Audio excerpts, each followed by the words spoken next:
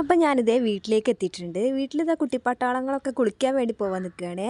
ഞങ്ങളവിടെ ഒരു അണക്കെട്ടുണ്ട്, അവിടെ കെട്ടി നിർത്തിയിട്ടുണ്ട് വെള്ളം. അപ്പം അങ്ങോട്ടേക്ക് കുളിക്കാൻ പോവുകയാണ്. ചേച്ചിയുണ്ട്, ഞാനുണ്ട്, അനിയത്തിമാരുണ്ട്, എല്ലാവരും കൂടെ തോട് ചാടി നീന്താൻ പോവുകയാണ്. കുറേ കാലമായിട്ടോ ഞങ്ങൾ ഇങ്ങോട്ടൊക്കെ വന്നിട്ട്. അപ്പോൾ അതുകൊണ്ട് തന്നെ ഭയങ്കര എക്സൈറ്റ്മെൻ്റ് ആണേ. അങ്ങനെ ദേ അനിയത്തി ചാടിയിട്ടുണ്ട്, ഇനി ഞാൻ ചാടാൻ നിൽക്കുകയാണ്.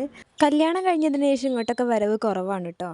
ഞങ്ങൾ വന്നാൽ തന്നെ താഴെ തൊടുന്ന് കുളിച്ച് പോകുമെന്നല്ലാണ്ട് ഇങ്ങോട്ട് വരലില്ലേ. ഒരുപാട് കാലത്തിന് ശേഷം കേട്ടോ നീന്തി കുളിക്കുന്നത്. അതുകൊണ്ട് തന്നെ ഭയങ്കര സന്തോഷമുണ്ട്.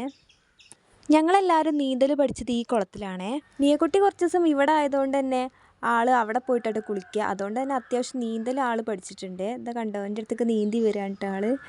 അപ്പോൾ ആൾക്ക് പേടിയുണ്ട്, കുറച്ച് ദൂരമൊക്കെ വരുള്ളൂ കേട്ടോ. അപ്പോൾ ഞാൻ നിൽക്കണോണ്ടാണ് അങ്ങോട്ടേക്ക് വരുന്നത്.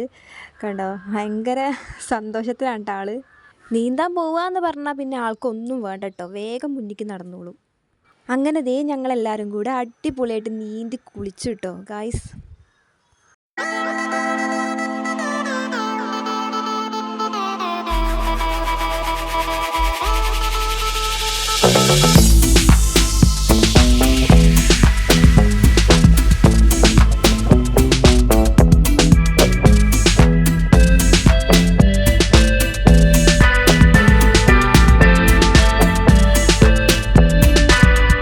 അങ്ങനെ ദേ ഞങ്ങൾ ചാടി കുളിച്ചതാ വീട്ടിലേക്ക് എത്തിയിട്ടുണ്ട്. കണ്ണൊക്കെ ചുവന്നിട്ടുണ്ട് ഗൈസ്.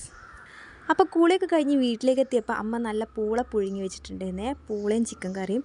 അപ്പോൾ നമ്മുടെ നാട്ടിലേക്ക് ഇതിന് പൂള എന്നാട്ടോ പറയൽ. കപ്പ എന്ന് പറയും ചില സ്ഥലത്ത്, ഞങ്ങൾ പൂള എന്നാണ് പറയൽ.